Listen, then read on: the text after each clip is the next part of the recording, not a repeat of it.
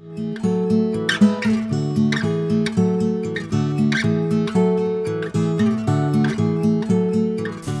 Bamaktada ISCB ki in-house production ama oiriba Kangleipakki mani haina mingthon jariba thorom asibu miyeng tabiriba viewers kodimpu adongi host nimla hoidromna taram noksaba galoinana khurumjari ngase koina unajaga doribasi thanga samukonda leibiba Oinam Devdan sing aikoi ki muga mahum haibada yamna isabu thabok pijaraga Kangleipakki mani amagumna masin tumkhalak leiba yamna naha oiriba mihoi asini koi devu koi taram na oksage ko dev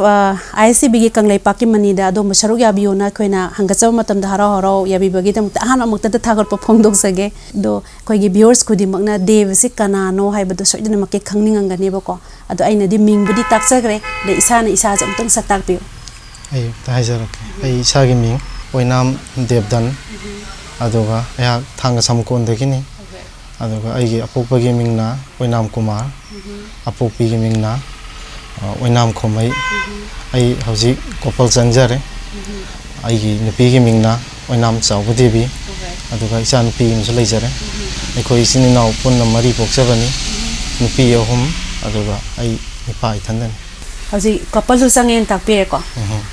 ado hasi khoi dev gi maram da khangjening baje hoji hoji ke present da leiriba lifestyle da mari takpire khangjare ado angang wi dev na hogala ko matam haijaba tai ko the family background se kamai tarumi ye khoi isenaw se yumpa nupi sing se yumpan grabra yumpan ko ai ni ton ba iton ton basana yum ma puina le hori ne ko ado ise sing loi mak yumpan ga kan da ithanta le hoba ado makhoi sing duna angang oingi da devana makwa mo ai na ise sing du tung illa hogolak pagi tangka amadi lai hi jana ko ado angang oi punsi wai ru kitang khangjage hoi yamna ware ai khoi se horpati ona ai gi baba andegi baba na suraga ai khoi chidum mahi tamalakpa chinnaw mari sorokpa andegi nupi ahum jiki marak sidai thandani pawani yagjarakpa khrajum kiena num leijai haitar ado nupi ahum je khoi gi laik laisu tamme moisu class B ka ba andegi 12 bhok tamma tokiba sumaina tawrakanda aisu matamduda angang oina ai khoi gi yum imung manunggi awabse dum thengnajare haibta adubu sesingje matamgi matungina di sum ningoni na leiwa haibadi yadabina mayum pangi ba khotki ba sum mari sum tawna khare isi hanje ma mayum pan khare isi ma isi ton sum mayum palakpasi da mu aina mu mokpa ma oina imung jida dinu pa to baba gi ngam thangda ai leibanina aina mu makhoi gi riksha sum pude yarakta ba purakpa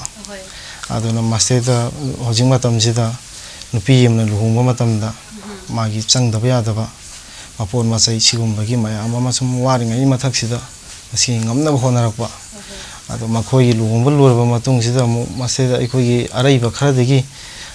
pi gi baya ba pose khoi mayam gi view haibam ju leibarina matam ji gi chanabi da kharaju mu attest option lakpa ado madugi ngamna honaba sida ikoi gi paisa nungsa gi problem je kharadum leira haita madugi ngamna bo honara pasida khara dum awaba thengna di haita the punsi ne awaba su khara thengna batai ko ado dev the ge na mu khangjaning isena khoi gi schooling gi matam je angang oiring gi kamai tore kitang takpi schooling je ahan bada ikoina pi ngai da aina class 1 2 class 5 smaina sibaw bode khoi seida matam da private school am lerame khoi sigi thanga samkon sida ngangbi high school lena aw maduda tamjare aduga mu class 6 to class 10 sayina mu khoi moirang da khoi gi thoibi quality en school amle maduda tamjare adu 11 to 12 moirang multipurpose da mana tawraga adu family condition jina sum khonda awa sum nangat panina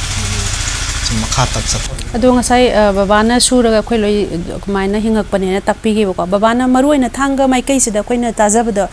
thanga hai moirang mai kai sida loktak pat ki loktak lai rembi masai kon dei hai tai ko akoina nga se khoi iramdam gi di khwai dige na so pamna ba adu hingbagi mioi ka da su hingbagi lambi piri ba dugum ne do khoi thanga mai kai sida maru ina ngami oibna sinpam ayam bo oyena taje ado dev ki baba na su gi bese kari sinpam no adu ma chu khoi baba su fisherman adu nga pat tai hai ta khoi ꯈꯣꯔꯁꯥꯅꯗꯤ ꯁꯨꯝ ꯍꯦꯟꯖꯜꯂꯛꯄ ꯑꯗꯒꯤ ꯑꯩꯈꯣꯏꯒꯤ ꯁꯨꯕꯅꯗꯤ ꯁꯨꯝ ꯅꯣꯡꯃꯒꯤ ꯂꯣꯛꯇꯥꯛꯁꯤꯅꯗꯤ ꯐꯠꯆꯤꯜꯂꯛꯇꯕꯅꯤꯅ ꯄꯩꯁꯥꯁꯤ ꯐꯪꯕꯒꯤ ꯆꯥꯡ ꯋꯥꯠꯂꯛꯄ ꯑꯗꯨꯅ ꯑꯩꯁꯨ ꯉꯟꯅ ꯍꯥꯏꯇꯥꯔꯦ ꯑꯩꯈꯣꯏꯒꯤ ꯀ꯭ꯂꯥꯁ 12ꯁꯦ ꯊꯥꯔꯕ ꯃꯇꯨꯡꯗ ꯑꯩ ꯂꯪꯒꯣꯜꯗ ꯃꯇꯝ ꯈꯔ ꯂꯩꯖꯔꯝꯃꯤ ꯏꯆꯦ ꯑꯍꯟꯁꯦ ꯂꯪꯒꯣꯜꯗ ꯍꯧꯖꯤꯛ ꯂꯩ ꯃꯥꯒꯤ ꯃꯅꯥꯛꯇ ꯂꯩꯔꯀꯥꯟꯗ ꯑꯩ ꯍꯣꯇꯦꯜ ꯇꯧꯖꯔꯝꯃꯤ ꯍꯣꯇꯦल तौरींगाई मनुंगसी अदुम इमुंग मनुंग अदुम अदुदि अदुम पुबा हौजरे हाइबा तारे आइसे अदुम बाबाई मतेंग अदुम पांगबा हौजरे अदुगा मदुदा सही 5-6 गमाइना लेरम मतुंगसिदा अमु आइसे थांगदा अमु हले हलैजिसु अचौ मरम अमदि ले लाइजिना करिनो हाइबदा इसे तोनसे याम कन्ना नागिबा अदुना मागी अनाबजे मोइजु वाबा मयुम पानबा इसे तोनसे मोइजु वाबा मदुदुगी अइखोइना मदुगी अनाबजे सेंतोमजे करिनोजु खंगदबा मतमदुदको मदुदुगी पैसा से मोपा मोइना आइजि तौदे यादबनिना इचेगी दमता लेप्तबे यादबको अदुदा मासिगुमबगी होनबा अममा तौबसिदा होटेल ओइना फंबा ngamaktaba अदि वाने खोइजे मतम खर खांगमे अदुगा कुमागा युमजे लेरकानजा आइजे अदगी मु कपल लाइफ से मु चंगजबा हाइतारे कपल लाइफ संगे संगबा तुंगसिदा मु अइखोइगी पात ताबा खोबजे हानादे हेवो नतबनिना ngamnaba saputa tasilakpa lampu toroga tarapasina maduna ingonda burden ji amna chaungna thengna pai tare sumnadi family laire adagi ima hoi baba hoi anoisile suba ngamaktaba ni pithi jelubani na mu aikogi sum laire lekai adagi khungi sum thokta ya da thokdo wa thok chatta ya raktaba sigumba mayam je mayam ma laksilakpa adubu namdana tare pase taraga honaba yabase adubu kum khudimактagi hataki sahisina khwaidi wai maram di kaigino haibda akhoi lebaki irang amsum leisalakpa sigi mamangda namu covid ki mu leisangiba sigi awaba maraksida mu khoi loktak si hojik singa si phanadre mi jingsina hojik leinari si wana suruga masida nomu gi nupa changa phangba atang goina reba nupa chahum phangba da awaba oina suna ba haita na si ji ngamaktaba degi aije matam khara tha khara jai jing ok chat nei chubam ji khangdana araida akhoi inaw nupa khoi seri da thabak to bai tare ama khak lei kai khoi gi inaw nupa jing thokpa Kenris Oinam na ko man eta so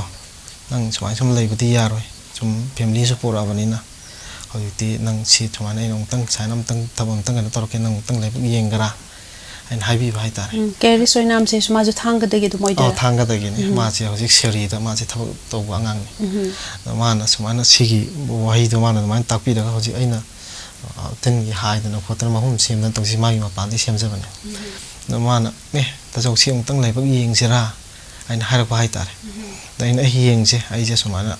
subam no hum na khangdabane ai si yam ware khole na haire ale mana etu di phare yeng a che ado koi office da di hojik che marum je hojik leite khitang wai season ma tam moi bani na ko adon ai enimen toroga I ka chawi dai mai soi na bai tok je ge na man haire ale si marak si am koi ma ma jing amana su yam nusi ai yam nusi bi ma ma ne koi club ke ju president oi jari ai tare ming takpio hobizam badal badal no mana su yam support to bi bai tare mana su tok de ya ti smai sum le nang mi oi bi ya dra ma hai je tawro yare tong na tawro ji khoi le khoi myam chang hona lo re समझने ताकि रही ना पास ने मरूम से lighter का जो मानो गुवाहाटी तो सीए लेवा मानो मैं ऑफिस के साइड तक को सीएन भी रखा तो मानो पोरा का इन मान याम ना नुंगसीबा ना माना नुंग मता इकोगी आई नदी तसिंग ना रखती एक्सपीरियंस तो थोड़ी ना लेजरम दवाई तारे माना तो वैसे ना नुंग तो मंगा तरुर का लाइक हो इसे माना ऐसा जोक समाई तो दो बनी नंगी तो सोरे समाई तो किसी ने अनफा बनी मुझे उन्हें सीना कंफर्टेबल हो बनी adagi masi weather je koi tasing na ke boiler loi bagum mane masi sa ba su ya de bi adi ing ba su ya de bi sigum mai tang wa moi bai tare sigum da thamane tang mon na pang na bani ko pane lo na totally man tak bi na main to ro ga loi hi bani hai tare manuga dev ki wari je dei khoin khangja budha je ki laikai gi ngak to oidoine sar badal ma de ke se ko adu ne si matang da koi I mari khaktana nungsina bana te ko adu laikai amata da punna laimina ba homing ka na pa yamba inau sing I mari na traga su ꯍꯤꯡꯕꯒꯤ ꯆꯤꯔꯕ ꯃꯇꯝꯗ ꯑꯩꯈꯣꯏꯒꯤ ꯃꯇꯦꯡ ꯄꯥꯡꯉꯤꯕꯁꯤꯡꯁꯦ ꯑꯩꯈꯣꯏꯅ ꯀꯩꯗꯧꯉꯩꯗꯁꯨ ꯀꯥꯎꯊꯣꯛꯄꯁꯨ ꯉꯝꯃꯣꯏ ꯅꯠꯇ꯭ꯔꯀꯣ ꯑꯗꯨ ꯉꯁꯥꯏꯒꯤ ꯃꯥꯅ 5-6ꯂꯛ ꯂꯥꯛꯑ ꯇꯥꯛꯄꯤꯌꯦꯅ ꯍꯥꯏꯖꯦ ꯀꯦꯔꯤꯁꯅ ꯑꯗꯨ ꯇ꯭ꯔꯦꯅꯤꯡꯁꯦ ꯃꯍꯥꯛꯅ ꯄꯤꯕ ꯈꯛꯇꯗꯨꯅ ꯑꯗꯨꯝ ꯑꯩꯈꯣꯏ ꯍꯥꯏꯔꯤꯕ ꯑꯩꯈꯣꯏ ꯃꯥꯡꯗ ꯂꯩꯔꯤꯕ ꯇꯤꯟ ꯃꯍꯨꯝꯁꯤꯡ ꯑꯗꯨꯝ ꯐꯪꯉꯤꯔꯥ ꯇꯣꯉꯥꯟꯕ ꯇ꯭ꯔꯦꯅꯤꯡꯒꯗꯤ ꯆꯠꯄꯤꯔꯨꯕꯗꯤ ꯑꯩꯁꯦ ꯊꯣꯏꯗꯣꯛꯄ ꯇ꯭ꯔꯦꯅꯤꯡ ꯆꯠꯄ ꯂꯩꯇꯦ ꯇꯁꯦꯡꯅ ꯍꯥꯏꯔꯒꯗꯤ ꯖꯤꯔꯣ ꯑꯥꯏꯗꯤꯌꯥꯅꯦ ꯑꯩꯉꯣꯟꯗ ꯂꯩꯖꯕꯁꯦ ꯃꯥꯅ ꯇꯣꯇꯦꯜꯂꯤ ꯇꯥꯛꯄꯅꯦ ꯃꯥꯅ ꯏꯚꯟ ꯃꯥꯅꯗꯤ ꯁꯨꯝ ꯊꯦꯡꯅꯔꯕꯅꯤꯅꯀꯣ ꯇꯥꯖꯧ ꯁꯨꯃꯥꯏꯅ ꯇꯧꯗꯧꯕꯅꯤ ꯈꯣꯠꯇꯧꯕꯅꯤ ꯑꯗꯨꯅꯤ ꯍꯥꯏꯕꯗ ꯃꯐꯝꯁꯦ ꯇꯤꯟꯁꯦ ꯑꯍꯥꯟꯕꯗ ꯃꯥꯅ ꯃꯄꯤꯁꯦ ꯀꯨꯔꯥꯛ 150ꯒꯤ ꯃꯔꯨꯝꯅꯤ ꯇꯁꯦꯡꯅ ꯍꯥꯏ ꯃꯥꯅ ꯍꯥꯏꯕꯗꯤ ꯌꯥꯝ ꯆꯥꯎꯔꯕ ꯄꯣꯠꯅꯤ ꯍꯥꯏ ꯑꯗꯣ ꯃꯥꯅ ꯁꯤꯁꯦ ꯑꯃꯨꯛꯇꯪ ꯂꯩꯕ ꯌꯦꯡꯁꯤ ꯑꯩꯅ ꯑꯗꯨꯃꯥꯏꯅ ꯇꯧꯕꯁꯦ ꯇꯤꯟꯁꯦ ꯑꯌꯥꯝꯕꯅ ꯁꯣꯏꯗꯕ ꯍꯥꯏꯇꯥꯔꯦ ꯃꯥꯁꯦ ꯌꯥꯝ ꯍꯔꯥꯎꯋꯦ ꯇꯥꯖꯧ ꯅꯪ ꯃꯥꯏ ꯁꯣꯏꯗꯅ ꯄꯥꯛꯀꯅꯤꯅ ꯅꯪ ꯍꯣꯠꯅꯁꯤ ꯁꯣꯏꯗꯅ ꯃꯥꯏ ꯄꯥꯛꯀꯅꯤꯅ ꯑꯗꯨꯃꯥꯏꯅ ꯇꯧꯔꯀꯥꯟꯗ ꯁꯨꯝ ꯁ꯭ꯇꯦꯞ ꯕꯥꯏ ꯁ꯭ꯇꯦꯞ ꯑꯩꯈꯣꯏꯒꯤ ꯃꯆꯥꯛ ꯊꯥꯛꯄꯒꯤꯕꯨ ꯑꯣꯏꯔꯣ ꯑꯃꯒꯤꯕꯨ ꯑꯣꯏꯔꯣ ꯊꯥꯛꯅꯤꯡꯉꯦꯅ ꯑꯩꯈꯣꯏꯒꯤ ꯃꯅꯥꯁꯤ ꯑꯔꯤꯕ ꯑꯅꯧꯕ ꯅꯥꯏꯗꯅ ꯄꯪꯊꯥꯛ ꯊꯥꯛꯄꯁꯨ ꯌꯥꯗꯦꯕ ꯃꯥꯅ ꯍꯥꯏꯔꯤꯕ ꯃꯔꯛꯇꯪ ꯊꯠꯆꯒꯦꯀꯣ ꯑꯗ ꯀꯦꯔꯤꯁꯅ ꯃꯥꯅ ꯄꯤꯕꯤꯔꯤꯕ ꯇ꯭ꯔꯦꯅꯤꯡ ꯍꯥꯏꯇꯥꯔꯦꯀꯣ ꯇ꯭ꯔꯦꯅꯤꯡꯁꯤꯒꯤ ꯃꯇꯨꯡ ꯏꯟꯅ ꯑꯗꯨꯝ ꯃꯥꯏ ꯄꯥꯛꯅ ꯄꯥꯡꯊꯣꯛꯄ ꯉꯝꯃꯛꯏꯕ ꯇꯤꯟ ꯃꯍꯨꯝ ꯍꯥꯏꯕꯒꯤ ꯖꯔꯅꯤꯁꯦ ꯍꯥꯏꯇꯥꯔꯦ ꯈꯤꯇꯪ ꯃꯀꯣꯛꯇꯒꯤ ꯍꯧꯔꯒ ꯐꯖꯅ ꯃꯔꯤꯛ ꯆꯨꯝꯅ ꯁꯦꯌꯔ ꯇꯧꯕꯤꯌꯨ ꯍꯣꯏ ꯑꯩ ꯍꯥꯏꯖꯒꯦ ꯑꯍꯥꯟꯕꯒꯤ ꯁ꯭ꯇꯦꯞꯁꯦ ꯑꯩꯈꯣꯏꯅ ꯃꯥꯅ ꯃꯔꯨꯝꯁꯦ ꯄꯨꯔꯛꯑꯦ ꯇꯥꯖꯧ ꯁꯨꯃꯥꯏꯅ ꯃꯔꯨꯝ ꯌꯧꯔꯛꯑꯦ ꯇꯧꯔꯁꯦꯅ ꯍꯥꯏꯔꯦꯕꯀꯣ ꯑꯗꯨꯒ ꯈꯤꯇꯪ ꯋꯥꯝ ꯑꯣꯏꯕ ꯖꯒꯥꯗ ꯑꯣꯏꯅ ꯌꯦꯡꯁꯦꯅꯀꯣ ꯇꯁꯦꯡꯅ ꯍꯥꯏꯔꯒꯗꯤ ꯑꯩꯈꯣꯏꯗꯤ ꯖꯒꯥꯁꯨ ꯂꯩꯖꯗꯕꯅꯤꯅꯀꯣ ꯑꯩꯒꯤ ꯀꯥꯁꯤꯗ ꯑꯗꯨꯝ ꯇꯧꯖꯔꯦ ꯑꯩꯒꯤ ꯀꯥꯁꯤꯗ ꯈꯔꯥꯏ ꯑꯃ ꯇꯧꯔꯀꯥꯟꯗ ꯈꯕꯔ ꯊꯥꯔꯣ ꯈꯣꯠꯂꯣ ꯑꯣꯏꯅ ꯇꯧꯔꯀꯥꯟꯗ ꯃꯥꯅ ꯑꯗꯨꯃꯥꯏꯅ ꯊꯥꯔꯀꯥꯟꯗ ꯃꯔꯨꯝꯁꯦ ꯁꯨꯃꯥꯏꯅ ꯇꯧꯗꯧꯅꯤ ꯇꯥꯖꯧ ꯁꯨꯃꯥꯏꯅ ꯇꯧꯕꯤ ꯈꯣꯠꯄꯤ ꯌꯥꯝꯅ ꯑꯍꯥꯟꯕꯅꯒ ꯑꯣꯏꯕꯅꯤꯅ ꯃꯃꯥꯡꯗ ꯉꯜꯂꯤꯉꯩ ꯃꯇꯝꯗ ꯑꯩꯅ ꯀ꯭ꯂꯥꯁ 7-8 ꯑꯗꯨꯃꯥꯏꯅ ꯄꯥꯏꯔꯤꯉꯩ ꯃꯇꯝꯗ ꯕꯣꯏꯂꯔ ꯂꯣꯏꯕꯁꯤꯗ ꯑꯩꯉꯣꯟꯗ ꯑꯋꯥꯕ ꯃꯌꯥꯝ ꯑꯃ ꯊꯦꯡꯅꯈꯤꯕ ꯍꯥꯏꯇꯥꯔꯦ ꯍꯥꯏꯕꯗꯤ ꯃꯃꯥꯡꯗ ꯕꯣꯏꯂꯔꯁꯨ ꯂꯣꯏꯔꯝꯃꯦ ꯑꯗ ꯁꯨꯝ ꯃꯗꯨꯒꯤ ꯑꯦꯛꯁꯄꯤꯔꯤꯌꯦꯟꯁꯇꯣ ꯑꯩꯉꯣꯟꯗꯁꯨ ꯁꯨꯝ ꯀꯩ ꯍꯥꯏꯇꯥꯔꯦ ꯑꯁꯣꯏꯕ ꯃꯥꯏ ꯄꯥꯛꯄ ꯍꯥꯏꯁꯦ ꯏꯁꯥꯅ ꯊꯦꯡꯅꯈ꯭ꯔꯕꯅꯤꯅ ꯁꯣꯏꯗꯅꯤꯡꯉꯥꯏꯁꯦ ꯑꯩ ꯑꯗꯨꯝ ꯀꯟꯅ ꯍꯣꯠꯅꯖꯕ ꯍꯥꯏꯇꯥꯔꯦ ꯑꯗꯨꯒꯤ ꯃꯄꯥꯟꯅꯁꯨ ꯃꯥꯅꯁꯨ ꯑꯩꯉꯣꯟꯗ ꯑꯗꯨꯝ ꯊꯥꯒꯠꯄꯤꯕ ꯍꯥꯏꯕꯗꯤ ꯄꯣꯠꯇꯣ ꯁꯣꯏꯗ꯭ꯔꯕꯅꯤꯅꯀꯣ ꯇꯥꯖꯧꯒꯤꯁꯦ ꯃꯥꯏ ꯄꯥꯛꯑꯅꯤ ꯌꯥꯔꯅꯤ ꯍꯧꯖꯤꯛꯀꯤ ꯃꯔꯨꯝꯁꯤ ꯌꯦꯡꯀꯥꯟꯗ ꯃꯆꯥꯁꯦ ꯑꯍꯥꯟꯕꯗ ꯌꯥꯝꯅ ꯐꯥꯒꯤꯕꯨ ꯃꯥꯜꯂꯦ ꯈꯨꯕꯥꯛꯐꯥꯎ ꯌꯧꯅ ꯄꯥꯛꯇꯦ ꯃꯣꯏꯅ ꯂꯩꯔꯝꯕ ꯄꯣꯖꯤꯁꯟꯁꯦ ꯌꯥꯝ ꯄꯤꯛꯅꯀꯣ ꯑꯗꯣ ꯂꯥꯁꯇ ꯃꯥꯅ ꯌꯦꯡꯉꯦ ꯑꯩꯅꯗꯤ ꯍꯥꯏ ꯑꯁ ꯅꯥꯎꯕ ꯅꯪꯒꯤꯁꯦ ꯁꯣꯏꯔꯕ꯭ꯔꯥ ꯈꯪꯗꯦ ꯃꯔꯨꯝꯁꯤ ꯂꯩꯔꯤꯕ ꯄꯣꯠꯁꯦ ꯏꯑꯣꯟ ꯑꯣꯟꯗꯕ ꯀꯩꯅꯣꯝ ꯇꯧꯋꯦꯅꯀꯣ ꯃꯥꯅ ꯇꯥꯖꯧ ꯌꯥꯅꯤ ꯄꯣꯠꯁꯦ ꯅꯪ ꯁꯣꯏꯗꯦ ꯅꯪꯁꯦ ꯂꯣꯏꯅ ꯁꯛꯁꯦꯁ ꯑꯣꯏ ꯁꯣꯏꯗꯅ ꯌꯥꯒꯅꯤ ꯑꯗꯨꯒꯗꯤ ꯄꯣꯠꯁꯦ ꯑꯗꯨꯃꯥꯏꯅ ꯇꯧꯔꯀꯥꯟꯁꯦ ꯑꯩꯈꯣꯏꯒꯤ 15-16 ꯗꯦꯖ ꯁꯨꯃꯥꯏꯅ ꯁꯨꯔꯛꯄ ꯁꯥꯏꯖꯇꯒꯤꯗꯤ ꯌꯥꯝꯃꯦꯕ ꯑꯗꯨꯗꯗꯤ ꯑꯗꯨꯗ ꯂꯥꯁꯇ ꯃꯥꯅ ꯍꯥꯏ ꯇꯥꯖꯧ ꯅꯪꯒꯤꯁꯤ ꯌꯥꯝꯗꯕꯗ 25,000ꯒꯤ ꯃꯌꯥ ꯑꯣꯏꯔꯝꯒꯅꯤ ꯍꯥꯏꯌꯦ ꯃꯥꯅ ꯇꯤꯟꯁꯦ ꯑꯗꯨ ꯌꯥꯝ ꯃꯦꯛꯁꯤꯃꯝꯗ ꯌꯥꯝ ꯄꯤꯛꯅ ꯄꯥꯔꯕꯅꯦ ꯍꯥꯏꯌꯦ ꯃꯥ ꯍꯥꯏꯁꯦ ꯅꯪꯁꯦ ꯇꯣꯇꯦꯜꯂꯤ ꯑꯝꯇ ꯁꯣꯏꯗꯕꯒ ꯆꯞ ꯃꯥꯟꯅꯅ ꯑꯗꯨꯃꯥꯏꯅ ꯇꯧꯔꯦ ꯈꯣꯠꯂꯦꯅ ꯑꯗꯨꯃꯥꯏꯅ ꯑꯗꯨꯝ ꯆꯠꯈꯤ ꯍꯥꯏꯇꯥꯔꯦ ꯄ꯭ꯔꯣꯁꯦꯁ ꯑꯗꯨ ꯁꯤ ꯁꯨꯃꯥꯏꯅ ꯃꯍꯨꯝ ꯍꯥꯏꯕꯗ ꯃꯥꯒꯤ ꯀꯩ ꯍꯥꯏꯇꯥꯔꯦ ꯏꯪꯍꯟꯕꯒꯤ ꯁꯥꯍꯟꯕꯒꯤ ꯃꯑꯣꯡꯁꯦ ꯑꯩꯈꯣꯏꯅ ꯀꯔꯤ ꯄꯣꯠ ꯁꯤꯖꯤꯟꯅ ꯀꯃꯥꯏꯅ ꯇꯧꯒꯦꯗꯣ ꯑꯗꯨ ꯍꯥꯏꯖꯒꯦ ꯑꯩꯈꯣꯏꯒꯤ ꯍꯟꯗꯛꯁꯤ ꯈꯪꯏꯪ ꯏꯪꯁꯤꯟꯕ ꯑꯗꯩ ꯑꯌꯨꯛ ꯅꯨꯡꯊꯤꯟꯗꯅ ꯑꯃꯨꯛ ꯈꯔ ꯑꯃꯨꯛ ꯁꯥꯕ ꯁꯤꯖꯟ ꯆꯦꯟꯖ ꯇꯧꯔꯝꯗꯥꯏꯒꯤꯀꯣ ꯁꯤꯒꯨꯝꯕꯁꯤ ꯂꯩꯕ ꯃꯔꯛꯁꯤꯗ ꯑꯩꯈꯣꯏꯒꯤ ꯇꯤꯟꯁꯦ ꯑꯩꯅ ꯃꯌꯥꯏ ꯑꯣꯏꯔꯛꯄ ꯏꯚꯟ 10 to 12, 13 ꯁꯨꯃꯥꯏꯅ ꯁꯨꯔꯛꯄ ꯗꯦ ꯁꯥꯏꯁꯤꯗꯀꯣ ꯑꯩꯅ ꯈꯪꯗꯕꯅꯤꯅꯀꯣ ꯃꯥꯒꯤ ꯃꯀꯣꯟꯁꯦ ꯑꯩꯈꯣꯏꯒꯤ ꯀꯩꯅꯣꯒ ꯁꯥꯔꯀꯥꯟꯗ ꯑꯩ ꯁꯦꯝꯖꯩꯌꯦꯕꯀꯣ ꯃꯗꯩꯗ ꯇꯤꯟꯁꯦ ꯃꯥꯅ ꯂꯥꯛꯄ ꯀꯥꯟꯗ ꯌꯦꯡꯉꯦ ꯇꯥꯖꯧ ꯅꯪꯒꯤꯁꯦ ꯈꯔ ꯏꯪꯕ ꯃꯥꯜꯂꯦꯅ ꯍꯥꯏꯌꯦ ꯃꯥꯅ ꯑꯩꯗꯤ ꯈꯪꯗꯕꯅꯤꯅ ꯑꯩꯅ ꯀꯃꯥꯏꯅ ꯇꯧꯗꯣꯏꯕ ꯑꯗꯨꯗꯤ ꯍꯥꯏ ꯃꯩꯐꯨꯒ ꯍꯧꯔ ꯁꯦꯟꯅꯖꯩ ꯇꯁꯦꯡꯅ ꯍꯥꯏꯔꯒꯗꯤ ꯑꯗꯣ ꯑꯩꯈꯣꯏꯅ ꯃꯩꯐꯨ ꯍꯧꯔ ꯁꯦꯟꯅꯔꯦ ꯑꯗꯒꯤ ꯑꯩꯈꯣꯏꯒꯤ 200 ꯕꯜꯕ ꯍꯥꯟꯅꯒꯤ ꯑꯆꯧꯕ ꯑꯃ ꯂꯩꯕꯗꯣ ꯃꯗꯨꯒꯤ ꯕꯜꯕꯇꯣ ꯑꯩꯅ 2-3ꯒ ꯊꯥꯜꯂꯀꯥꯟꯗ ꯑꯗꯨꯅꯁꯨ ꯑꯗꯨꯝ ꯀꯟꯇ꯭ꯔꯣꯜ ꯇꯧꯋꯤ ꯍꯥꯏꯇꯥꯔꯦ ꯑꯗꯨꯃꯥꯏꯅ ꯁꯦꯟꯅꯖꯔꯦ ꯑꯗꯣ ꯑꯩꯈꯣꯏꯅ ꯃꯁꯤ ꯀꯥꯏꯊꯣꯛꯄ ꯌꯥꯔꯦ ꯍꯥꯏꯕꯁꯦ ꯇꯁꯦꯡꯅ ꯃꯄꯨꯡ ꯐꯥꯅ ꯑꯣꯜꯂꯦ ꯀꯥꯏꯊꯣꯛꯄ ꯌꯥꯔꯦ ꯍꯥꯏꯕꯁꯦ ꯀꯃꯥꯏꯅ ꯈꯪꯉꯤ ꯑꯗꯨꯗꯤ ꯃꯥꯒꯤ ꯅꯨꯃꯤꯠ ꯃꯁꯤꯡ ꯂꯩꯌꯦ ꯏꯚꯟ ꯑꯩꯈꯣꯏꯅ ꯂꯣꯏꯕꯗꯒꯤꯅ ꯍꯧꯖꯤꯛꯀꯤ ꯃꯍꯨꯝꯁꯦ ꯀꯥꯏꯕ ꯌꯥꯕꯒꯤ ꯇꯥꯏꯃꯤꯡ ꯑꯗꯒꯤ ꯇꯤꯟꯁꯤꯁꯨ ꯑꯗꯨꯝ ꯌꯦꯡꯕꯗ ꯈꯪꯉꯦ ꯑꯩ ꯑꯦꯛꯁꯄꯤꯔꯤꯌꯦꯟꯁ ꯃꯥꯒꯤ ꯃꯑꯣꯡꯁꯦ ꯑꯩꯈꯣꯏꯒꯤ ꯇꯤꯟꯁꯦ ꯍꯥꯟꯅ ꯑꯩꯈꯣꯏꯒꯤ ꯀꯩꯅꯣ ꯃꯆꯨ ꯁꯦꯟꯇꯔ ꯐ꯭ꯔꯦꯁ ꯃꯆꯨ ꯍꯥꯏꯇꯥꯔꯦ ꯑꯗꯨꯃꯥꯏꯅ ꯍꯥꯏꯐꯦꯠ ꯇꯧꯔꯝꯃꯦꯕꯀꯣ ꯑꯗꯨꯒ ꯃꯥꯅ ꯃꯍꯨꯝ ꯍꯥꯏꯔꯝꯗꯥꯏ ꯇꯥꯏꯃꯤꯡꯁꯦ ꯑꯁꯤꯗ ꯑꯩꯈꯣꯏꯒꯤ ꯃꯥꯒꯤ ꯀꯂꯔꯁꯦ ꯄꯤꯡ ꯃꯆꯨ ꯍꯥꯏꯒꯗ꯭ꯔꯥ ꯄꯨꯔꯥ ꯌꯦꯜꯂꯣꯁꯨ ꯆꯪꯗꯕꯤꯀꯣ ꯑꯗꯨꯃꯥꯏꯅ ꯃꯆꯨꯁꯦ ꯑꯗꯨꯝ ꯂꯥꯛꯑꯦꯕ ꯑꯗꯨ ꯑꯗꯨꯝ ꯈꯪꯉꯦ ꯑꯗꯒꯤ ꯃꯍꯨꯝꯁꯦ ꯍꯥꯏꯔꯝꯗꯥꯏꯁꯤꯗ ꯇꯤꯟꯁꯦ ꯇꯨꯃꯤꯟꯅ ꯑꯝꯇ ꯂꯩꯇ꯭ꯔꯦ ꯀꯣꯏ ꯆꯠꯄꯤ ꯑꯗꯨꯝ ꯍꯧꯔꯦꯕ ꯑꯗꯨꯗ ꯑꯗꯨꯝ ꯍꯥꯏꯔꯦ ꯃꯥꯅ ꯇꯥꯖꯧꯁꯦ ꯅꯪꯁꯦ ꯃꯍꯨꯝ ꯍꯥꯏꯒꯗꯣꯔꯦ ꯑꯗꯨ ꯑꯣꯏꯇꯥꯔꯗꯤ ꯃꯀꯣꯟꯁꯦ ꯇꯌꯥꯔꯤ ꯇꯧꯁꯤ ꯈꯣꯠꯁꯤꯅ ꯑꯗꯨꯃꯥꯏꯅ ꯇꯧꯔꯀꯥꯟꯗ ꯁꯦꯝꯃꯒ ꯑꯗꯨꯃꯥꯏꯅ ꯇꯧꯁꯤ ꯃꯀꯣꯟꯁꯦ ꯁꯤꯁꯦ ꯑꯣꯏꯗꯣꯏꯔꯥ ꯁꯤ ꯀꯃꯥꯏꯅ ꯁꯥꯔꯤ ꯁꯤꯁꯇꯦꯝꯁꯦ ꯑꯩꯈꯣꯏꯒꯤ ꯑꯩ ꯂꯣꯏꯅꯕꯤꯁꯦ ꯃꯥꯁꯦ ꯏꯝꯕꯣꯏꯗ꯭ꯔꯤꯒꯤ ꯍꯥꯟꯅꯁꯨ ꯇ꯭ꯔꯦꯅꯤꯡ ꯆꯠꯇꯅ ꯈꯣꯠꯇꯅ ꯃꯥꯁꯨ ꯈꯔ ꯑꯗꯨꯝ ꯃꯈꯨꯠ ꯃꯁꯥꯁꯦ ꯍꯩꯖꯕ ꯍꯥꯏꯇꯥꯔꯦ ꯈꯨꯠ ꯁꯥ ꯍꯩꯁꯤꯡꯉꯦꯕ ꯑꯗꯣ ꯃꯥꯅ ꯐꯧꯔꯥ ꯂꯩꯕ꯭ꯔꯥ ꯇꯥꯖꯧ ꯑꯣꯏꯅ ꯍꯪꯉꯦ ꯑꯩꯅ ꯂꯩꯌꯦ ꯐꯧꯔꯥꯁꯨ ꯂꯩꯖꯜꯂꯨ ꯈꯔꯥꯏꯁꯨ ꯂꯩ ꯍꯥꯏ ꯑꯗꯨ ꯑꯣꯏꯇꯥꯔꯗꯤ ꯇꯥꯆꯧ ꯅꯪꯒꯤꯁꯦ ꯈꯔꯥꯏꯒ ꯐꯧꯔꯥ ꯈꯛꯇꯪ ꯇꯧꯕꯗꯗꯤ ꯑꯩꯈꯣꯏꯁꯦ ꯂꯣꯏꯅ ꯇꯧꯕꯅꯤ ꯌꯥꯝꯕꯅꯤꯅ ꯉꯝꯃꯣꯏ ꯑꯗꯨꯕꯨ ꯌꯥꯝꯅ ꯂꯥꯏꯕ ꯄꯥꯝꯕꯩ ꯑꯃꯇꯪꯗꯤ ꯇꯧꯁꯦꯅ ꯍꯥꯏꯌꯦ ꯀꯥꯔꯇꯨꯟ ꯕꯨꯛꯁꯦ ꯑꯩꯈꯣꯏꯒꯤ ꯀꯩꯅꯣ ꯈꯨꯇꯣꯟ ꯑꯍꯨꯝꯃꯨꯛ ꯑꯗꯨꯃꯥꯏꯅ ꯄꯥꯛꯅ ꯀꯛꯄꯤꯔꯣ ꯇꯥꯆꯧ ꯌꯥꯝ ꯂꯥꯏꯕ ꯄ꯭ꯔꯣꯁꯦꯁꯇꯀꯣ ꯑꯗꯣ ꯀꯛꯑꯒ ꯃꯔꯝꯁꯦ ꯁꯥꯡꯅ ꯁꯥꯡꯅ ꯇꯧꯔꯒ ꯑꯩꯈꯣꯏꯒꯤ ꯔꯥꯎꯟꯁꯦ ꯁꯦꯝꯕ ꯁꯤ ꯔꯥꯎꯟꯁꯦ ꯁꯤ ꯔꯥꯎꯟꯁꯦ ꯑꯗꯣ ꯁꯦꯝꯃꯒ ꯑꯁꯤꯗ ꯅꯞꯄ ꯌꯥꯕꯁꯦ ꯀꯔꯤ ꯇꯧꯁꯤꯒꯦ ꯇꯥꯆꯧ ꯍꯥꯏ ꯑꯩꯅ ꯑꯗꯨ ꯅꯇꯩ ꯃꯇꯦꯡ ꯍꯦꯟꯒꯦꯅ ꯇꯧꯕꯅ ꯃꯥꯅ ꯂꯪꯅ ꯑꯍꯥꯟꯕꯗ ꯐꯥꯕꯅꯦ ꯁꯤꯗ ꯂꯪ ꯃꯔꯝ ꯂꯩꯁꯦ ꯁꯤ ꯃꯥꯅ ꯐꯥꯔ ꯁꯦꯝꯁꯦ ꯌꯥꯝ ꯇꯥꯏꯠ ꯑꯣꯏꯅ ꯌꯥꯝ ꯐꯖꯅ ꯁꯦꯝꯃꯦ ꯍꯥꯏꯇꯥꯔꯦ ꯑꯗꯒꯤ ꯑꯃꯨꯛ ꯀꯣꯟꯅ ꯀꯣꯛꯁꯦ ꯁꯨꯝ ꯄꯨꯊꯣꯛꯅꯔꯛꯄ ꯁꯤꯅꯗꯤ ꯌꯥꯔꯣꯏ ꯁꯤꯗꯤ ꯇꯞꯄꯦ ꯊꯕꯛꯁꯦ ꯑꯗꯨꯅ ꯒꯝ ꯑꯩꯈꯣꯏꯒꯤ ꯐꯦꯕꯤꯀꯣꯟꯒꯨꯝꯕ ꯇꯧꯔꯒ ꯑꯃꯨꯛꯇꯪ ꯅꯞꯄ ꯌꯦꯡꯁꯦꯅ ꯌꯦꯡꯕꯁꯤꯗ ꯐꯦꯕꯤꯀꯣꯟꯁꯤꯁꯨ ꯑꯩꯈꯣꯏꯅ ꯅꯞꯄꯗ ꯁꯤꯒꯤ ꯔꯥꯎꯟ ꯈꯨꯗꯤꯡꯃꯛꯁꯦ ꯂꯣꯏꯅ ꯇꯧꯕ ꯃꯇꯝꯗꯗꯤ ꯌꯥꯝ ꯆꯪꯈ꯭ꯔꯦꯕ ꯑꯗꯨꯅ ꯑꯩꯈꯣꯏ ꯑꯩ ꯂꯣꯏꯅꯕꯤꯁꯤꯅ ꯁꯤꯗ ꯆꯦ ꯃꯔꯝ ꯑꯉꯧꯕ ꯆꯦꯜꯂꯤꯁꯦ ꯁꯨꯃꯥꯏꯅ ꯃꯔꯝꯁꯦ ꯇꯩꯔꯒ ꯅꯞꯄꯗ ꯑꯗꯨꯝ ꯑꯣꯀꯦ ꯑꯣꯏꯌꯦꯕ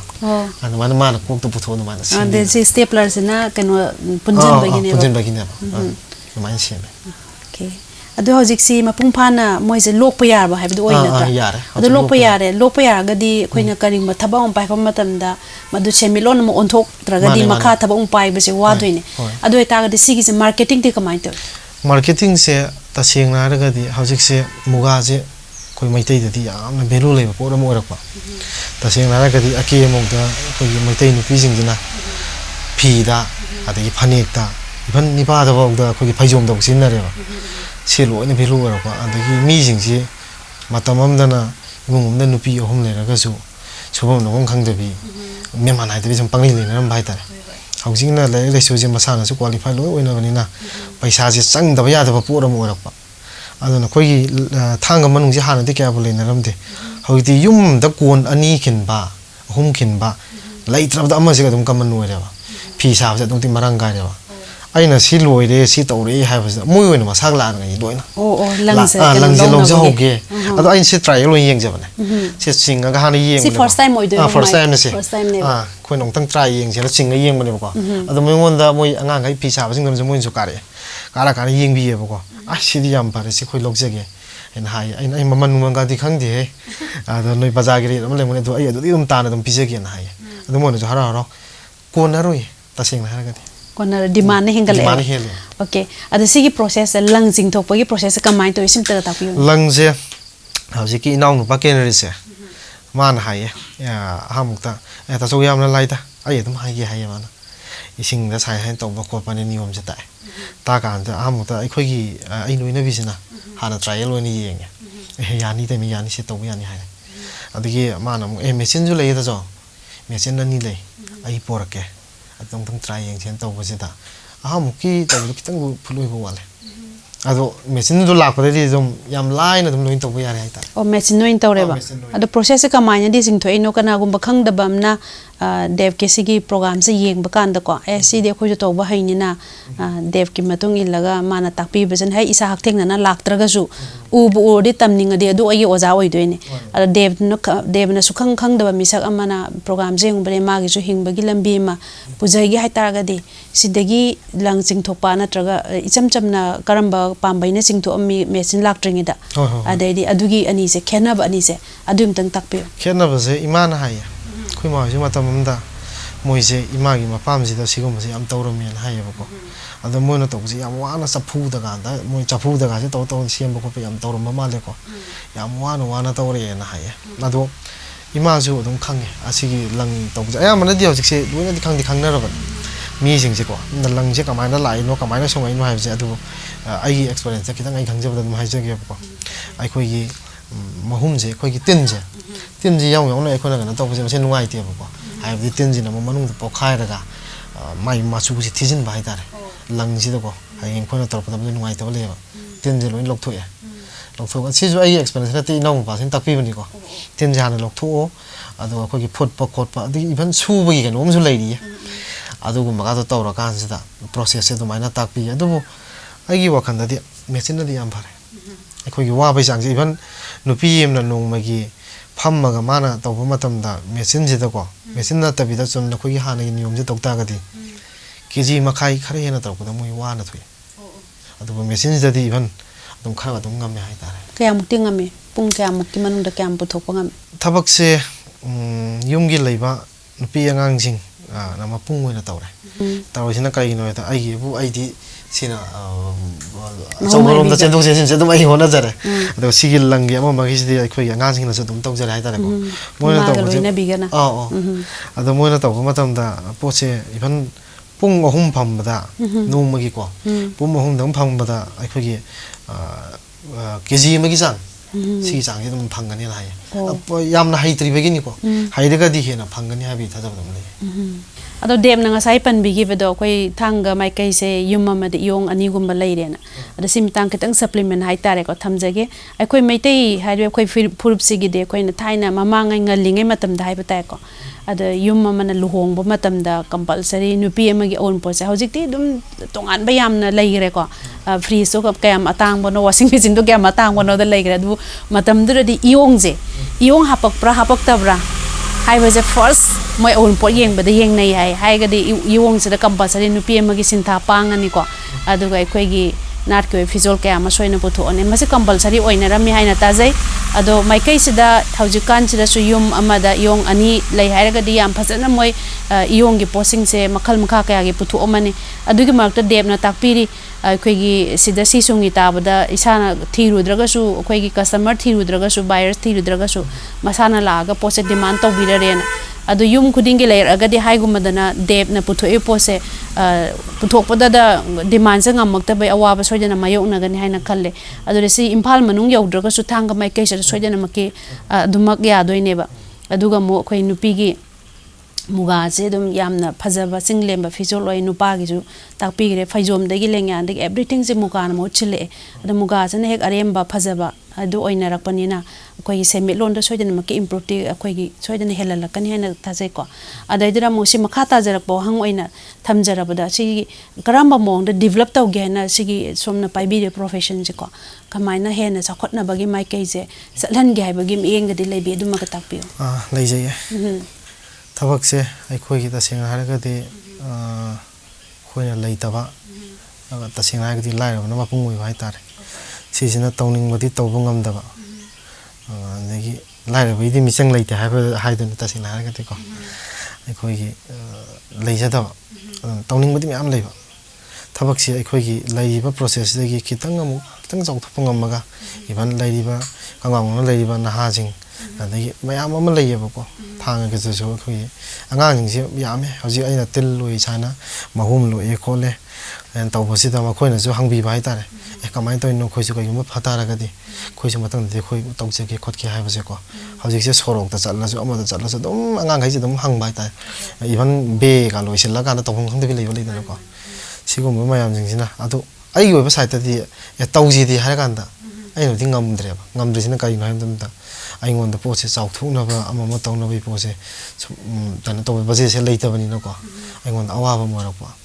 मसिगुमदि लै अदो आइगि ओइबा साइता खितंग आइगि ओइबा हाइजतारगदि अखोइ सरकारगि ओइबा माइकै अमदि डिपार्टमेंट लैदन को मयाम अमको मोइनाजु खितंग मियंग मचा अमदंग थम्बिरगदि लैरिबा थांगिरमदमसिदा लैरिबा प्रजा छुबम नुबम खंगदबा इचिनाव अदगी अखोइगी लाइकति तमजिलोरगा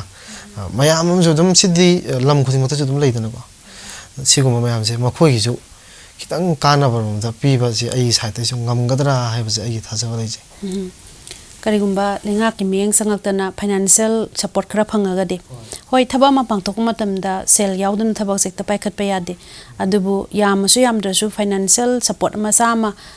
कनोना ताकपिगिबा ngasai केरोरिन हाइब्रा कैलोरीज का बाद सार बादलगा मकोई गुम्बा लाइरिंग ददी फाइनेंशियल की वीकनेस लेरगसु सोयदन मकी मतंग मतम चाना मोइना सपोर्ट सोयदन तौबिदना हेना सखलकपसु ओइसनो दुगा थौर अखोइना लानथोक जरिबा हौजे हौजे खुदोल तमजरिबा थरम देव के थरम जेलेंगा न सुमियंग ताबिरमगदी सोयदन मकी देव कुम्बा होटना जनिंबा दुगा थांगा माइकैदा लेरिबा अखोइगी सुफम नोमफम खंग्रेना खल्लगसु सी पोसे फैने हाबिद मोइदे रियलाइज तौरगा देवगी मतुंग इन्नादना मोइना पांथोकनी बथबसे सोइदन मके याम Chowna माइकै सिदगी पांथोकपा ngambo oisan hoina marak thana dum thamjage ko aduga kai gumba sungom base financial problem lei hai ka su khoina hobagi starting point am di lei gre dana ko ada sigi je akoi income jo on thok toine ba income on thok kana lang mang da lei re ba akoi mahum sidagi lang lei re lang jida yola kana paisa khar soim phang ne ba adu kumaina save to bagi wakhan je save to kanda natra save to da ta ga di earning khudi mak to loi ma expenditure chakra ga de khoi makha tan thabok pai khat pangam moi ba adu de somehow khoi earning je save to batai ba adu di command planning to financial planning amadi changi ha to ga ni thabok ko di mak to ta ra ga di makha cha thara ga som hen hen na saung na hon na ngak tan adu ai khoi gi foundation jina phajada bani na khoi gi na kitang wana duk lei jabagi wari ni adu ai gi wakhan da di hen hen na matung dai hona ga ne ha bi wakhan ai lei jai hojing lei ba po che ta sina ha ga di family jai na puja bani na ko mai kai ji ani sala aman ai na som da thang gi phong thang ji niom chum na khara wang na ka sira ali amaron na ahal la man imung manung noina porok pani na moi gi na mo kamai to ba si kitang chai na ba lei adu ani ho ai ngam na hona ga ne ha bi wakhan ai mai tham sa okay am nungai je ado ngasai gi tin mahum za haidor ko matam da ngasai gi tin mahum ji gi manung da tin duna masa do pokhai ra ga di magi manung gi parts ni mahi ma chum tarak paduna lang do masak thial le nang kang sai tak pi de na ko adu di magi tu gi thoklai ba khoi de adu ke matika na ba pi ri ba lang tin do madugi masa je lokthok ka ma je dum useless oina lang thokki bra kamai to adu ai hajar ka hojik se khoi gi mana hojik tin ji gi magi wari masa am ta ai panja tambio ma ji tasing ra ga di ai khoi gi mioi ba gi dama kathok pa pot ma oi ma ji mioi ba samaj ji dam ta mana kathok jab je kya mu yam na kathok je ha hek marum de gi mana olok pa ma tam ji de gi hor kan ai khoi dama ma ji khan gare ya tasing ra ta di ko mana mahum ji pibi ra me si na mu phi lang ama ma ai khoi na kanam je am phang ne adu gi matai da mu amu manung je lai ba ten je mu kari mu taw yam da tin ji bai khoi gi state atop station da moina even food kano da moina season ba khot pai pot mu so dum lai ba ko cha ba su ya cha su ya ado hajik se ai khoi gi kano taw demand taw moina samane lokja ke se tonga na moi kg da ka no kamai taw no khot pano ko ado ai di am ngan na madu gi kano do phang ra hai tare moina hana demand taw bi ra ba hai tare ado no maina lai je ya ado ga ai khoi gi tin je amu kan tong ni ai je step by step la na amu tin je mu khara so khau gani khau ra kurak walhal laga adu amu ma gi marum lo ro ma ja je process ai dum cha cha gani dai okay the hoju jik si gi mahum hai je manung je tin lo yauri ko yauri yauri do moi je numit kaya ni da no pura kai thok ya re even 21 22 si numit kaya ni sur bo de oi de se ai ko anda seng na ga ngasi je kai ga daw ne ngasi je kai ado hoju jik se ko interview to wari sum sa nai ngai se da tin mayam na leng bai ma khon jai ta jai ko ado mo ju ma pan thok ning ba gi timing mo ka gyor ama da na khanja ba ado ga mo ngasai tin du gi hoi tin du yam na kana ba khoi mioi ba samaj ki damak ta ado living beings ko ding ma ki damak ta ka tho ba living things mayam amung le ada example loina panjab da upambi hair se upambi choba mana mioi manga gi oxygen di lem na pi ni ko ni layu dra su hingan ba yare ni ado upambi gi mapan pal tanga ga khoi ji hingi ni ko like that adu mai to da na khoi tin sing mar ta su silkworm je muga gi tin je khoi gi da mo ta ka thokpa tin makhalam oiri ado hariba tin je ju mana kana ba mama ma piramaga masa baw ba khoi mioi ba gi khoi gi puksak ama dum ha pibiram ba ge ma su ta pire ko yam nungsi ba tin am ju oire ado sigi muka gi lang je sungdokra madung da ma gi mahum makhak leidana masidi kai da sijinabe khoi gi di si ri sikwam oi ni no ko khoi gi mahum si gi lang je dum loina hobde lo lang oi dum no tuk je ta okay sina iri sikwam ko koina kano sa ba hai tare kabrang sorry kege sa ba ado khoi gi haji kabrang sari ba kege kabrang gi tin je sidagi sumba ko kon je phajara ba na chong kayam jo sem dana natraga ornaments kayam khoi gi yam phaja ba ko dress kayam matching chana chena dana phajaba leiteng ama so oinari aduna de khoina sidagi tajara ba iri sikwam amadi malberi animaki yenga kanda muga mahum natraga muga tin khuding mak sai A to Z magi kanada bas emta leite haina lause ko ade yes ado eta ga di sigi khoi gi dev ki puthora iba mahumsina akhoi saigi thanga mai kai gi nupi sing hai maru oina sanariba phi se kari oina kari potlam je moina puthok product se kari kari di oi amra cho khoi le kai gi chum ai chamla pam da ha jage ko takpio ai amra sum yeng ba to ko moi je khoi muga je am kaman oina pam na tong nei hojik se ko phi phane ko even kumsi di sakau bu si som kainom lei bana ni khangdre ado adum sadi sanai hai ta chabudi lepte ba mana yam sanai ya da makha muk laksage akhoi gi kaino da dev na tori ba thabak se the family gi ima madi loina bina akhoi gi muga mum ching tho edit tak pire ko aduga main power oina hauji sar badalamadi terrorist oinam na mateng yam pangbi haina chu agi tajari ko sijina tabida ngasai gi laikai jira leiri ba kaya mala kana teamwork oina thaba ama tawragi hairaga di isagi ngasai gi lenga ki mi eng kitang changbi raga na thambi gi bdo maduma su mas important oi tangai phade aduga madugu karamba thongda changaga kamai to gade haido yam lucky oi def kero this my ming jeta haibada calories okay ai koro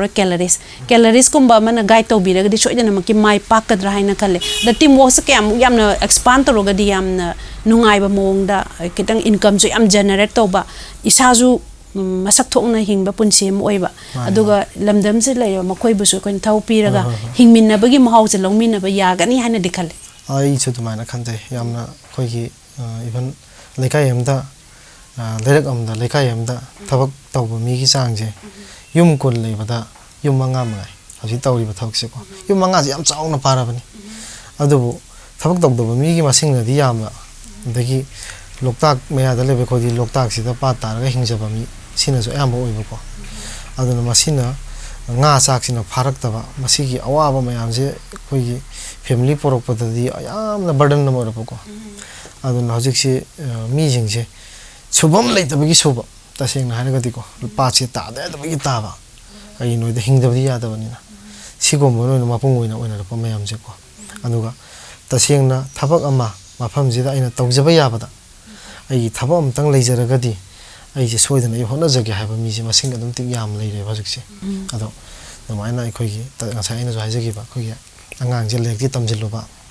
b ga yok se lor kanda 12 ga lor kanda makhadi tam dadraba sigum bajing na subham je khangdaba matam amdana khoi gi ingalop gi paisa taning ba paisa gi value ji jo jing matam ti kok se angang ga je loina wang na bani na paisa tanam je dum kaman tong leidana ko aduna moina jo mafam amda chalagi ba mi gi marinda mi gi kanu amada chalaga khoi gi check se paisa check holore paisa talore aduga magi saving kitang tok jei ko adu hojik ti ma dol leitre irang jina chatpa yarak taba subham lerak taba even somda pat taba jo pakhang ne taba ju kai ju hum he to sigum sum am yauri ba ko sigum ba lei ba angang jing ma pung oino ko sigum ba dagi even leisabi masa thabak se even leisabi masa jing na hojik moina sok da thengna da hai ba se lang je moina mahum ji ju pibi ju khoi dum leijage lang jing jage hai mo moi masana dum jing jage adagi yon ba khotpa ma tawde dum tawina se se dum hai ba ko adu ai hojik lei ba condition jidadi tasing na gi ai kitang mapung pha kitang wat pani no ko ai na moi gi diman pi ba ngamde adagi lei ba kai ro le kai gi lei ba lamdam jida lei ba so no mong khang da ba mayam jing jida ai na sumana si process se tawra ga di noi ju ya ga ni success oi ga ni hai be po se ai na hojik madu mong tingam jada ba hai ta adum hai ba de ngamde ba adu dream de tawri ne dream de ai su le je adu mangbo mangade ko koi ni chongkhat pa se aina sokpa ngamoi da ba matol do adu babu chongkhat lo hai khara doi ju dum aina ngamga da ba sang dei hengal ka ni hai aduna wakhal na bukhan ba leptra ga di dev ki company oiningi ba isini naw sing le kai gi ko sang koi ke sengma lama na bhai tare ko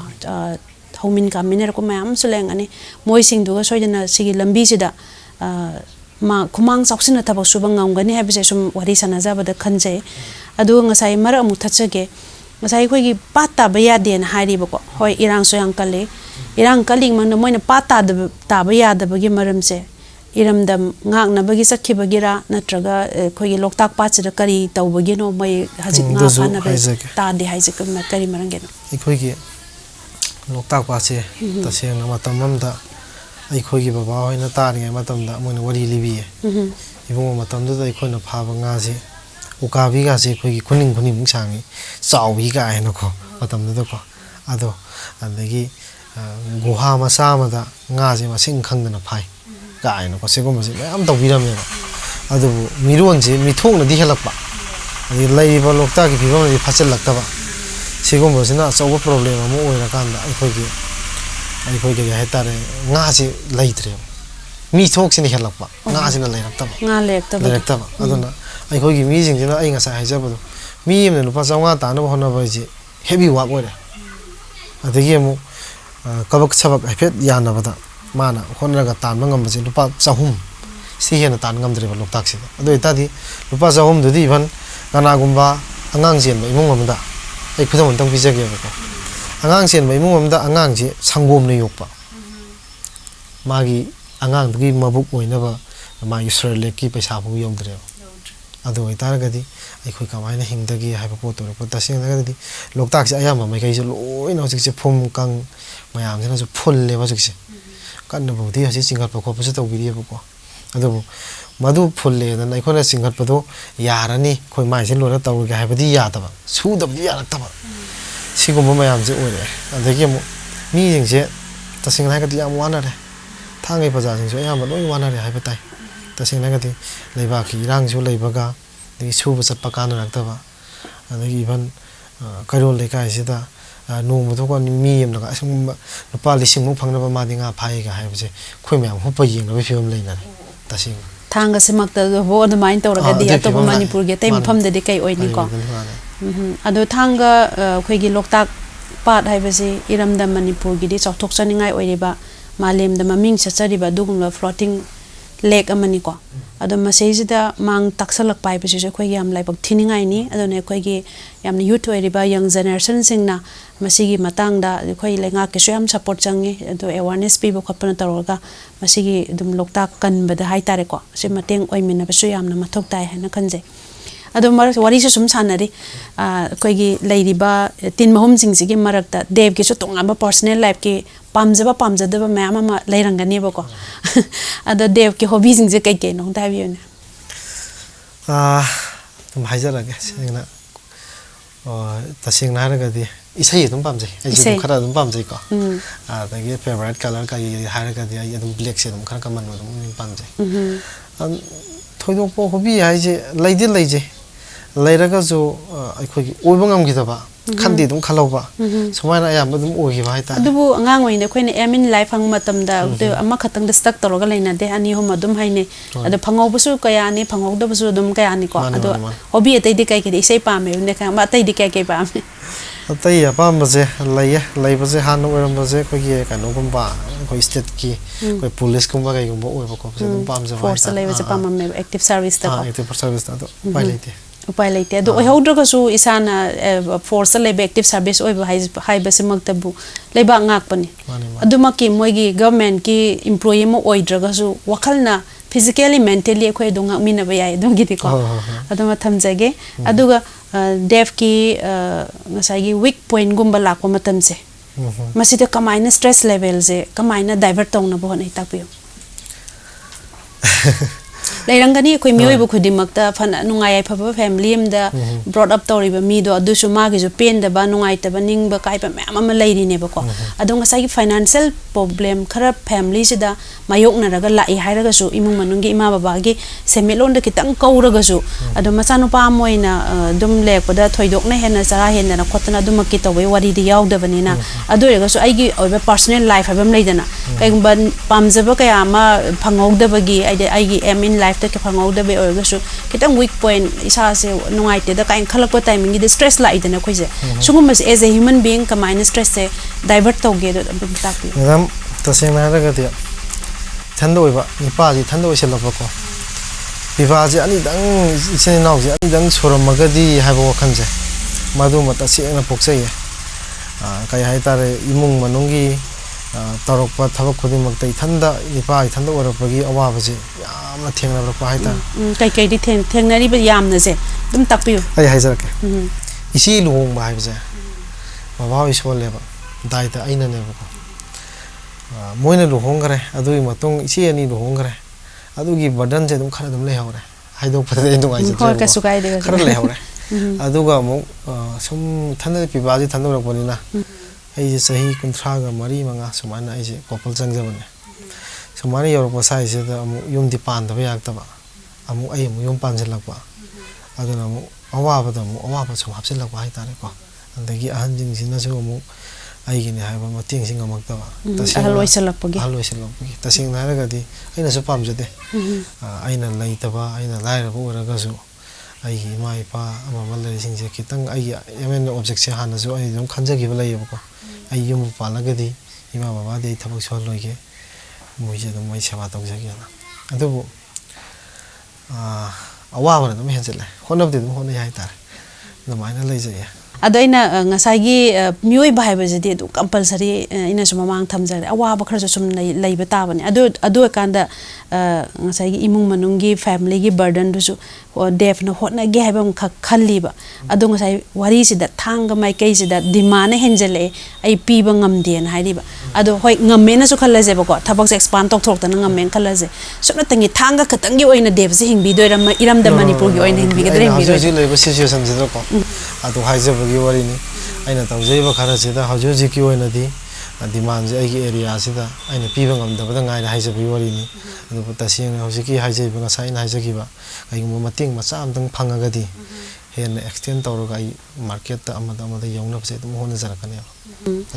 okay hona ningba phawriba mi dugi maphamda di soidana make ishorna amana traga maike amana traga mamang thong long labadi maning thong hangbani haiba wahe ma laibani ko amana traga amada gi soidana make dev na mateng jes phangani haina ina thajajai ado makha mu tajarakpada ko khagi dev ta lairibasi muga mahum sigi lambisna pandam oirakanda si bokta si limit sigi sang jibo ai soidana satkani ba golam ga dilai rangani ba ko gol kitang elaborate toro haibiyuna kitang pakthok chakthok na haibiyuna tasing na haitara gati ai khogi honari pa mi khoi tasing na haitara gati mai gi maram dam dogi adagi natragana ai khogi district wise state wise mai gi hona ba mai gi level mai star di matung ne sulai ko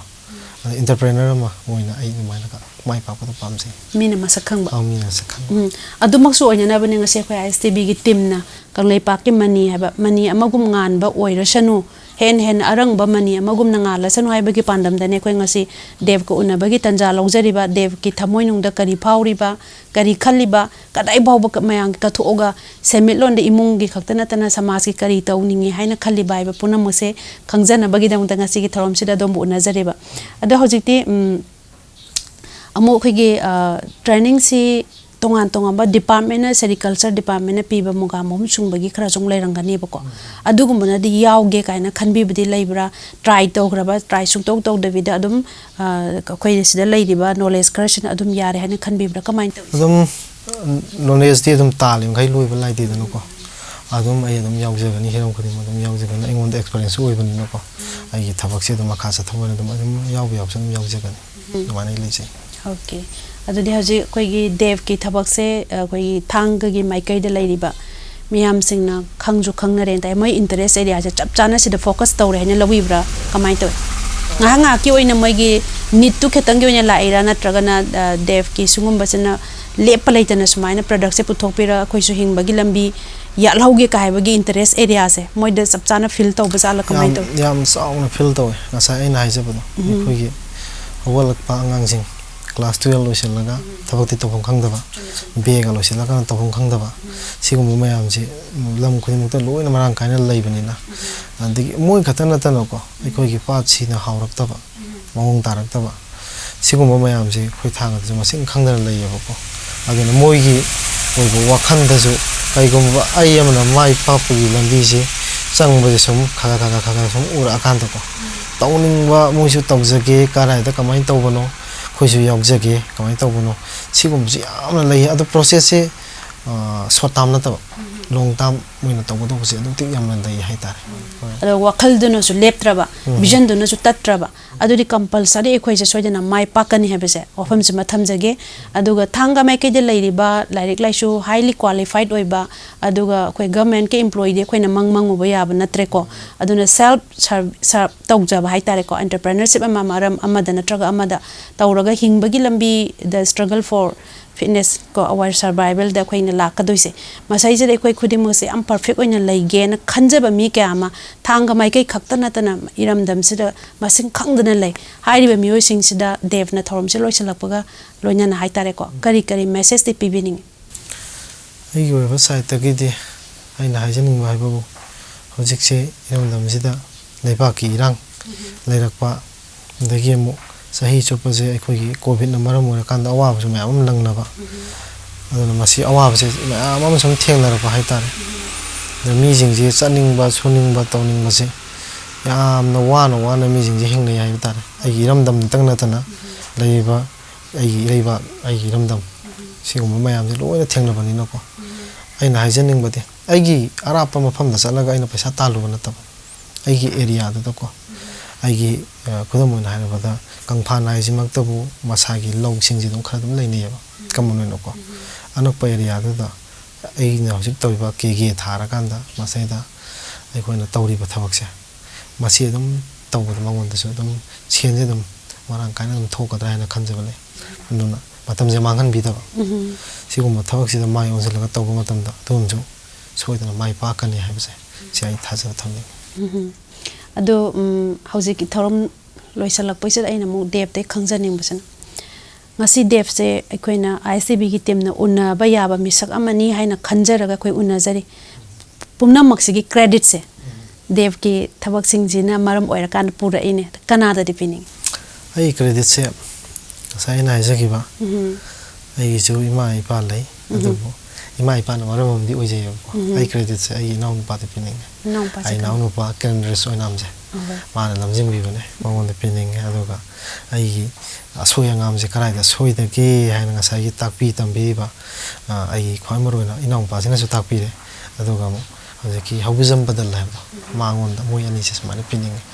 moina ai gi awar pa se hiram ko te yingsin pi ba ta na mane pi jani tam nungai jare ngase dev ke thamoi nung da haire mioi ani sima mi ta lai rabane kaigino da dev ke khwai digi punsi gi chi raba tan pham amada kanagi thongjene lepaga ai hingbagi lambi leigada ge haibagi mammaga leiba wakhando admai leiringai do da makoina thongoi oina la akanda lambi je hingbagi lambi piri neba amai ton dev katang natana makoina tonga mioi ka da so makoigi phajaraba pukchel chaw wakhalon do sandok pasu oisanu loina nangase koigi thoramasu mapung phan bidogi damak da koi dev ka wari watai sanajabagi tanjam pibi bagi haitare ko ada dev pusu koigi mai kai degi ICB ki mai kai degi thagachage ai na so lakpiri ba STV ki sinau jing adagi chen da kano sibu ying biri ba senen sibu ying biri ba ko STV ki mipung khima pu ai sa te ke jo haning ai tana thagar pa phung tok se khom ja hojik lan thok sakriba Kangleipakki mani thorom masida gesona lengchin biriba dev ki wakhalun kayama thorom sire khoi khangminare thorom masiu mapung phanai mi eng tabi bagi damakta mi eng tabiri bai kai khumna jare viewers ko dingapu nimla hodom nam ko hanna khurumjare